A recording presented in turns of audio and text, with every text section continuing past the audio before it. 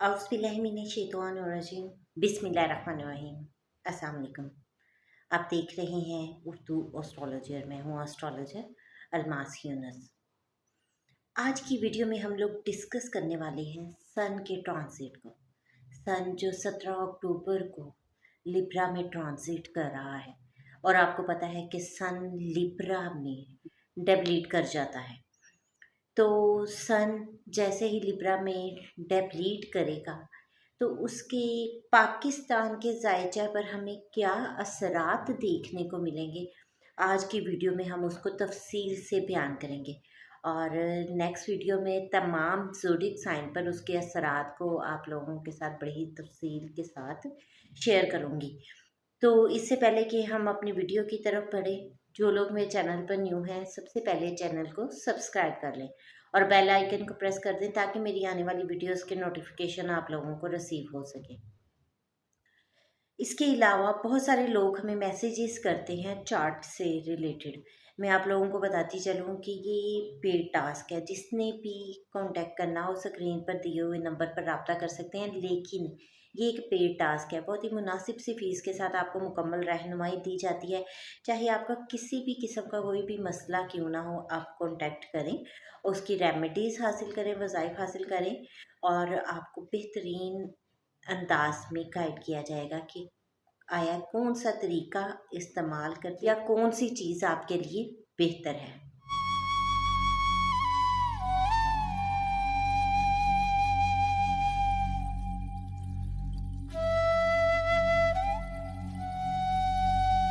आगाज़ करते हैं हम अपनी आज की वीडियो का।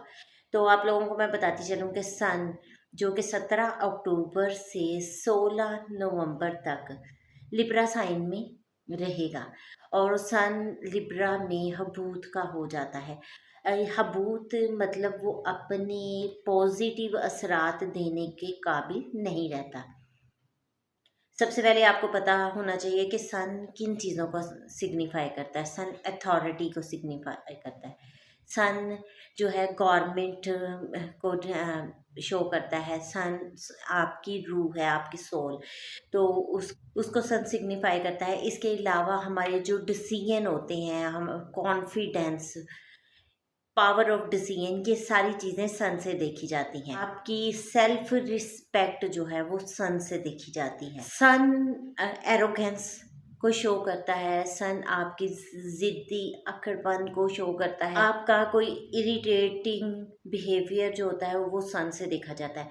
अब ये नहीं कि ये सारी चीज़ें सन में ही आती हैं। सन जब पॉजिटिव होता है तो वो पॉजिटिव ट्रेड को शो करता है।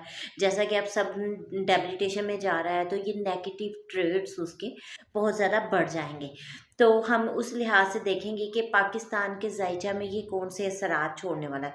सबसे पहले तो देखें कि पाकिस्तान का ज़ायचा एरीज असेंडेंट का है और उसके 7th हाउस में लिब्रा आता है। सन का ट्रांजिट इस वक्त लिब्रा में हो रहा है, जहाँ नेटल का जुपिटर पड़ा हुआ है और लिब्रा का लॉर्ड वीनस 8th हाउस में जा चुका है। तो इन तमाम चीज़ों को मद्देनज़र रखते हुए प्रेडिक्शन बनाएंगे।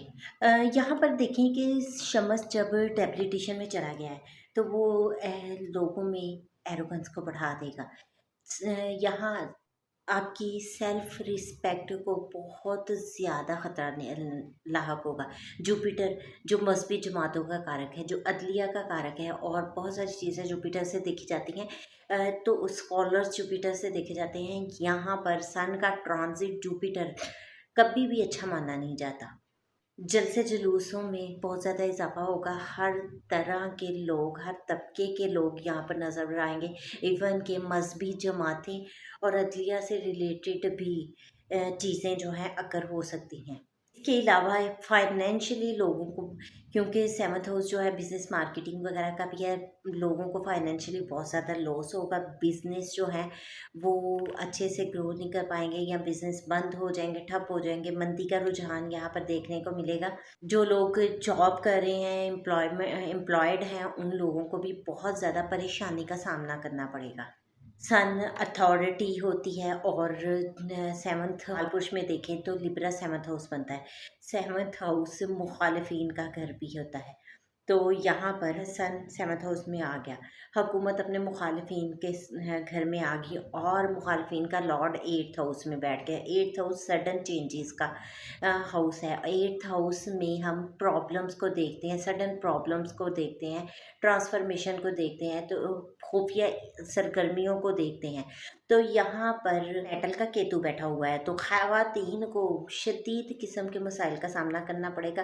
ख़वातीन या फाइनेंस से लेकर कोई बड़ा इवेंट अकर हो सकता है। इस लिहाज से हम देखेंगे तो ख़वातीन के लिए ये ट्रांजिट बिल्कुल भी अच्छा नहीं है। ख़वातीन को डिसरिस्पेक्ट का सामना करना पड़ सकता है, या ख़वातीन के लिए जो खुफिया एक्ट हो सकते हैं, कुछ उनकी सीक्रेट्स एक्सपोज हो सकते हैं, या कोई ऐसा वो यहाँ पर इवेंट अकर हो सकता है जिसकी वजह से उनको बहुत ज़्यादा परेशानी का सामना करना पड़े। सन आपकी रिस्पेक्ट भी है, और जब सन डेबिलिट कर रहा है तो यहाँ अवाम जैसे ही बाहर निकलेगी जल्द से जुलूस करेगी, क्योंकि उसके साथ ही मार्स का भी ट्रांजिट हो जाना है और मार्स ने भी डेबिलिटेशन में चले जाना है, जिसकी नेक्स्ट वीडियो में मैं आप लोगों को बड़ी तफसील के साथ बताऊंगी। तो इस तरह इस ट्रांजिट की वजह से लोगों को बहुत ज़्यादा इंसल्टिंग बिहेव का सामना करना पड़ सकता है, और यहाँ पर लोग बीमार भी हो सकते हैं, कोई वबा फूट सकती है, या फिर मारपीट या इस तरह की कोई सिचुएशन बन सकती है जिसकी वजह से लोगों को शदीद तकलीफ का सामना करना पड़ेगा, उनकी इज्जत नफ्स मजरू की जाएगी। हुकूमत यहाँ पर बहुत ज़्यादा एरोगेंस दिखाएगी, हक और अथॉरिटेटिव पीपल जो है वो इस वक्त इस तरह के फैसले करेंगे जो कि आइंदा आने वाले वक्त में उनके लिए बहुत ज़्यादा मुश्किलात खड़ी करेंगे। अदलिया की तरफ से भी आपको कहीं ना कोई प्रॉब्लम देखने को मिलेगी, क्योंकि अदलिया जुपिटर इस वक्त खुद रेट्रो हो चुका है, और उस जुपिटर की रेट्रोग्रेशन अदलिया और मजहबी जमातों को बहुत ज़्यादा अफेक्ट करेगी। और यहाँ सन से ये 8th हाउस में जाकर बैठ गए हैं, यानी कि उनके लिए मुश्किलात मज़ीद बढ़ रही हैं। तो ओवरऑल देखा जाए तो सन का ट्रांजिट पाकिस्तान के लिए मज़ीद मुश्किलात लेकर आएगा।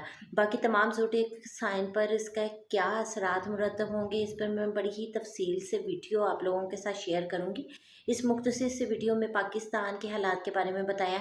इसके साथ ही मैं आप लोगों से इजाज़त चाहूँगी। अपना और अपने प्यारों का बहुत सा ख्याल रखिएगा, और मुझे भी दुआ में याद रखिएगा।